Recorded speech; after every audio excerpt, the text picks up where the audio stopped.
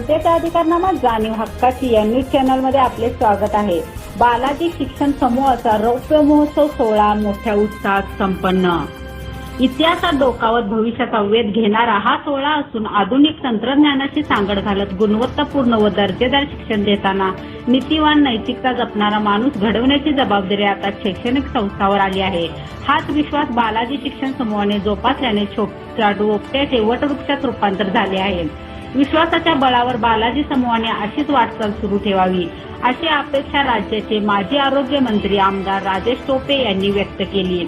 येथील श्री सद्गुरुपंत महाराज शिक्षण प्रसारक मंडळ संचलित बालाजी शिक्षण समूहाच्या रौप्य महोत्सवी सोहळ्यानिमित्त विक्रमनगर येथील श्री बालाजी माध्यमिक विद्यालय व ज्युनियर कॉलेजच्या प्रांगणात आयोजित समारंभात प्रमुख अतिथी म्हणून आमदार राजेश टोपे बोलत होते। अध्यक्षस्थानी माजी गृहराज्यमंत्री आमदार सतेज पाटील होते। प्रारंभी मान्यवरांच्या हस्ते दीप प्रज्वलन व प्रतिमा पूजन करण्यात आले तर विद्यार्थ्यांनी स्वागत गीत गायले। यावेळी विविध स्पर्धेतील विजेत्यांना मान्यवरांच्या हस्ते पारितोषिक वितरण करण्यात आले। आमदार टोपे यांनी विविध विषयावर भाष्य करत शैक्षणिक संस्थांमधून चाललेले कार्य आणि सद्यस्थिती याचा आढावा घेतला। राजकारणातील होत असलेले वाताहत, भ्रष्ट कारभार, ढासळलेली नैतिकता व नीतिमत्ता यावर कडक शब्दात ताशेरे ओढताना या गढूळ वातावरणात संस्कारी, नीतिवान व नीतिमत्ता असलेले मनुष्यबळ निर्माण करण्याची गरज व्यक्त केली। बदलत्या काळानुरूप आधुनिक तंत्रज्ञानाची कास धरून शिक्षण संस्थांनी गुणवत्तेवर आधारित कौशल्य निर्माण करणारे रोजगारभिमुख शिक्षण द्यावे।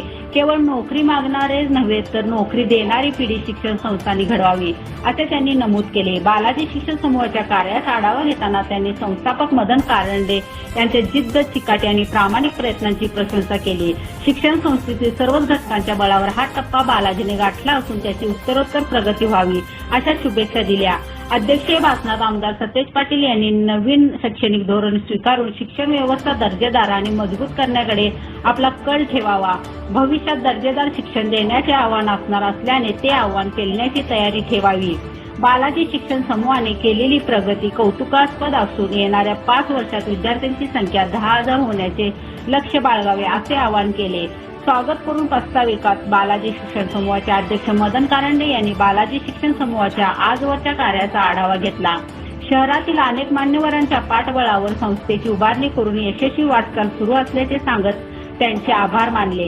यावेळी परमपूज्य गुरुवर्य संजय पंत बाळकुंद्रीकर, माजी आमदार अशोकराव जांभळे, राजीव आवळे यांची भाषणे झाली।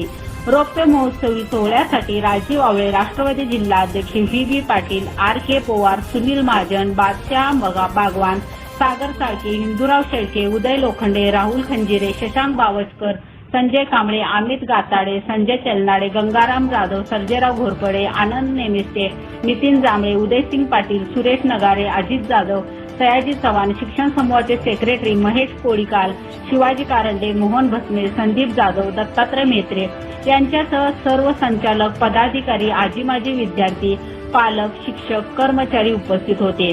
आभार बालाजी शिक्षण समूहाचे उपाध्यक्ष रामेश्वरचंद्र बांगडे यांनी। आजचा हा 25 वर्षाचा सोहळा हा मागोवा तर घेतोय, रिव्ह्यू घेतोय, सिंहावलोकन करतोय की आपण कुठं सुरू झालो होतो, आपला कसं माहिती घेतो।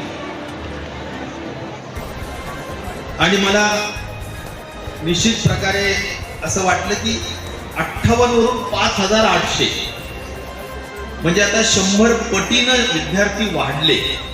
याचा अर्थ एवढी लोकप्रियता शाळेची झाली। यामध्ये आज शिक्षक वर्ग, पालक आणि सगळ्यात महत्वाचं संस्था चालक या सगळ्यांचं अभिनंदन मनापासून अंतःकरणातून या ठिकाणी मी करू इच्छितो। एवढी मोठी संख्या वाढणं आणि हा जो विश्वास निर्माण होण्याचं काम आहे, हे निर्माण आपण जे म्हणतो की विश्वास असेल, आदर असेल, हा आपल्याला मागून नाही मिळत, तो निर्माण करावा लागतो। असलेला सरकारी बँक चालवत असलेला एक बँकर आणि राजकारणात सुद्धा आपल्या सगळ्यांचा लोकप्रतिनिधित्व करत असलेला एक नगरसेवक या माध्यमातून सर्व क्षेत्रात काम करत असताना आपल्या शिक्षण संस्थेवरचं प्रेम कुठे कमी पडत नाही। शाळेला दररोज जाणं, रोज बघणं, रोज तपासणं यामध्ये एक दिसतं की आपण खूप मनापासून या शिक्षण क्षेत्रामध्ये रुची असलेले, काम करत असलेले एक कार्यकर्ते, शिक्षण प्रेमी आहे. आणि म्हणून ह्या शिक्षण संस्थेला एक प्रकारचा एक चांगला विकासाचा भाग पाहायला मिळाला. ही उपनगरी म्हणून काही पाहत, त्यावेळी मोठ्या पद्धतीने कामगार वर्ग आहे, मोठ्या पद्धतीने या ठिकाणी वर्ग आहे, त्यालाही शिक्षणाची व्यवस्था केलेली आहे. आणि म्हणून त्या सगळ्या शिक्षणात दर्जा टिकवण्याचं काम केलं. आज 25 वर्ष झाल्यानंतर आपले किती डॉक्टर झाले, किती इंजिनियर झाले, किती मोठमोठ्या पदांवर गेले, किती UPSC झाले, किती MPSC झाले. आपला पाया रचण्याचं काम या संस्थेतून होतं.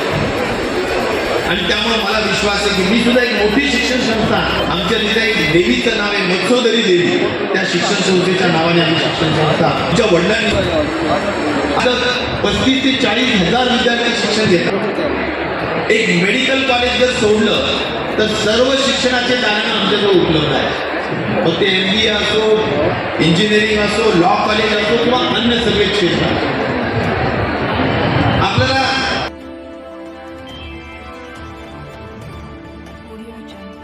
विद्यार्थ्यांपासून 5000 विद्यार्थ्यांपर्यंत ही संस्था पोहोचली. हा इतिहास सगळा तुमच्या समोर मांडण्याचा प्रयत्न त्यांनी त्या ठिकाणी केला. संस्था चालू करत असताना काय अडचणी येतात हे संस्था चालू करणाऱ्यालाच माहीत असतं. मदनरावनी आणि त्यांच्या सर्व सहकाऱ्यांनी एक धाडशी पाऊल टाकलं. अगदी प्लॉट घेण्यापासूनचा इतिहास, किती संघर्ष करायला लागला, या सगळ्या गोष्टी त्यांनी सांगितल्या. रौप्य महोत्सव हे एखाद्या संस्थेमध्ये महत्वाचं वर्ष असतं. 25 वर्षाची वाटचाल आपण लोकांच्या पुढे ठेवत असताना भविष्य काळातल्या 25 वर्षाची संस्थेची वाटचाल काय असणार आहे हा रोडमॅप आपण ठेवत असतो. आणि तंत्र शिक्षण मंत्री म्हणून असेल या महाराष्ट्रामध्ये इतिहासात नोंद राहावं असं काम राजेश टोपेंनी केलेलं आहे. हे आपल्याला विसरून त्या ठिकाणी चालणार.